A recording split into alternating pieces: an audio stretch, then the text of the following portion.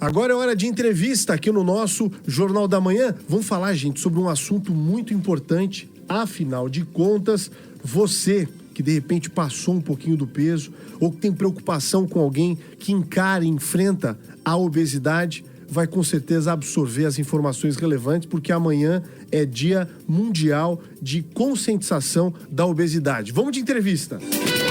Jornal da Manhã. Entrevista.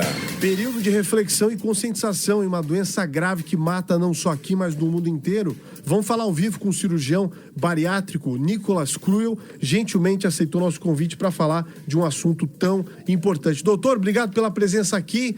Vale muito conversar sobre isso, porque a gente cada vez mais tem consumido alimentos de rápido acesso no dia a dia, o famoso fast food, tem deixado um pouco de lado os alimentos mais saudáveis por conta da correria do dia a dia, mas é fundamental a reflexão para que a gente mude os nossos hábitos. E tem muita cirurgia sendo feita nesse sentido, ajudando na qualidade de vida de bastantes pacientes aqui no nosso Brasilzão. Bom dia, doutor!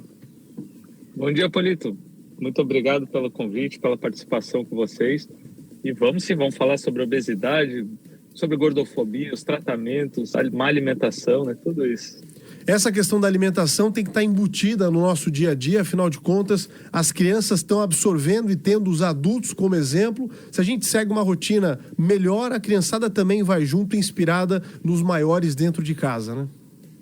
Sim, isso tudo já parte desde casa, né? A gente já tem um exemplo em casa. Se a gente se alimenta mal em casa, a vida assim vai continuar fazendo isso a vida inteira. Se tu tem um hábito saudável, alimentação saudável, hábito de praticar atividades físicas, que já vem do berço, tu vai continuar sempre nisso. Então, obesidade a gente já considera quando o paciente começa a ter muita ingesta calórica com pouco gasto de energia. Então, entre o sedentarismo e isso aí com má alimentação, a pessoa já tem tendência a ser obesa. Que o ser humano, né, é um ser vivo que foi feito para se movimentar, né? Mas as tecnologias, né, a comodidade do carro, do transporte, é o celular mais fácil na mão, gente trabalhando em casa, né, no famoso trabalho via remoto, que impediu, inclusive, as pessoas se deslocarem para o próprio local de trabalho, tem feito da nossa vida mais tranquila, mas ao mesmo tempo não contribui muito nesse sentido. Isso, né? Todas essas facilidades, né? Desde do controle remoto, né? Para te pedir um lanche, né? Os aplicativos. Então, vai facilitando e te deixando mais sedentário ainda, né? Tu não tem nem movimento, né? Para levantar, trocar um canal de televisão, já fica só sentado, pedindo as coisas, comendo. Então, a tendência é a pessoa acabar se tornando obesa. No entanto, que no Brasil, a maioria da população já está enquadrado com sobrepeso, obesidade. Então, é um alerta que a gente tem que ter, né? Isso não só no Brasil quanto no mundo. Agora, de outro lado, a tecnologia e a qualificação têm demonstrado que é possível realizar com sucesso cirurgias, né? Por exemplo, as bariátricas, que mudam completamente a vida do paciente. Eu tenho uma amiga, doutor, que fez extraordinária a mudança dela, tá? Ela vinha há muito tempo com aqueles regimes, tentando mudar de vida, tentando mudar a rotina alimentar com muita dificuldade, porque a cabeça mexe muito, né? Com cada um de nós, é o comando de todo o corpo. Depois que ela fez a cirurgia, a vida dela melhorou 200%. Não, sim, a primeira coisa que a gente tem que entender é que a obesidade é doença. Então, não existe eu sou um obeso saudável. Não existe. A obesidade já é doença.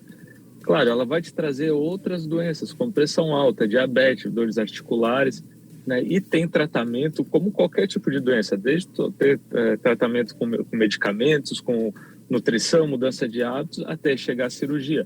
A cirurgia em si, ela não é o primeiro passo, né? Se a gente tentou emagrecimento, teve falha em 2 anos, vão conversar comigo, a gente vai para a equipe multidisciplinar, ter toda essa avaliação, todo esse preparo, aí está liberado para a cirurgia. A cirurgia hoje, como é feito por videolaparoscopia ou por cirurgia robótica, então a recuperação do paciente é muito melhor. Esse paciente tem menos dor no pós-operatório. No entanto, que eles têm internado no dia da cirurgia, dia seguinte eu já tenho dado alta.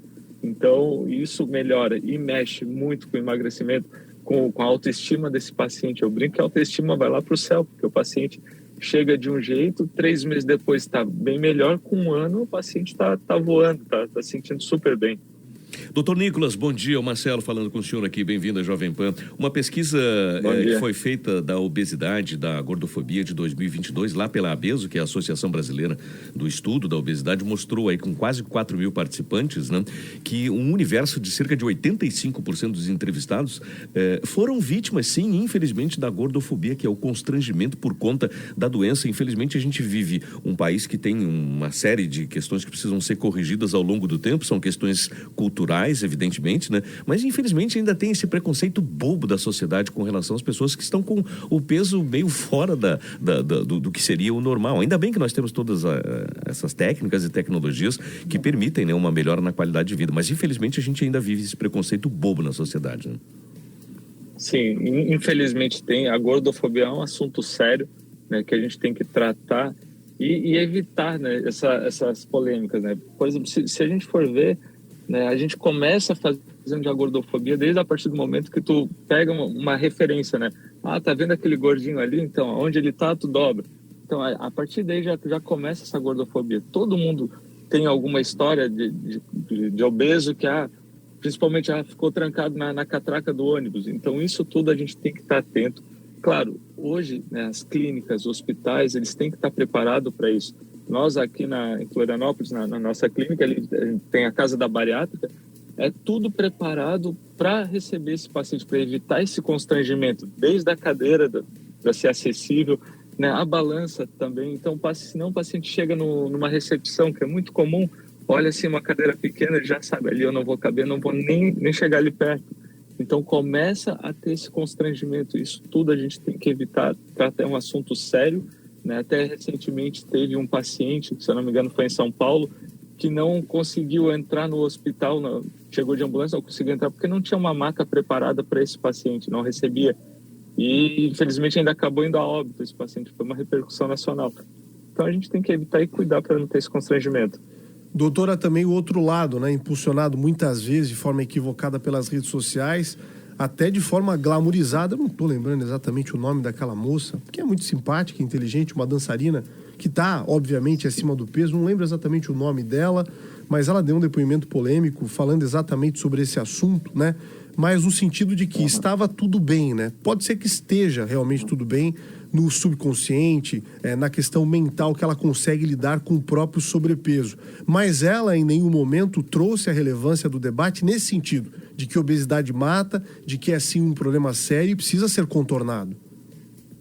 Assim, infelizmente, né, a obesidade é uma doença. Então, não existe eu estou bem, o obeso está bem. Até porque a pessoa, com certeza, essa acho que é atriz, agora não lembro o nome dela também, ela não está no peso dela porque ela quis. Ela não chegou nesse, quando eu tiver tantos anos eu quero estar com 180, 160 quilos.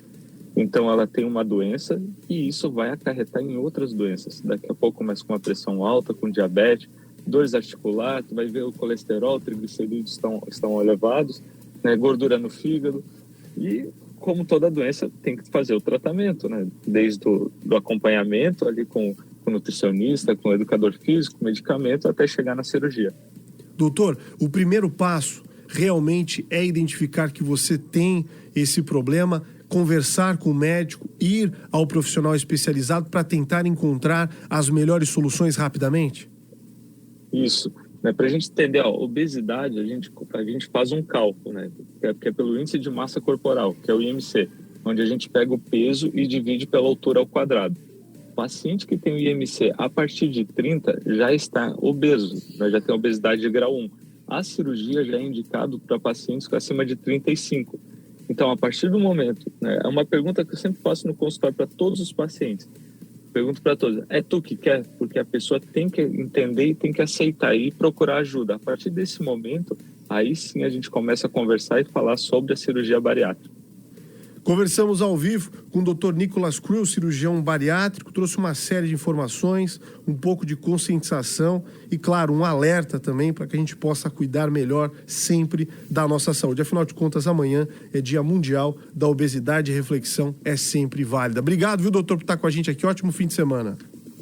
Obrigado pelo convite. E amanhã na Unisul Pedra Branca a gente vai fazer um evento pela manhã falando sobre obesidade, onde vai ter também fisioterapeutas, nutricionista, psicólogo. Vai ser uma manhã interativa, todos estão convidados a participar.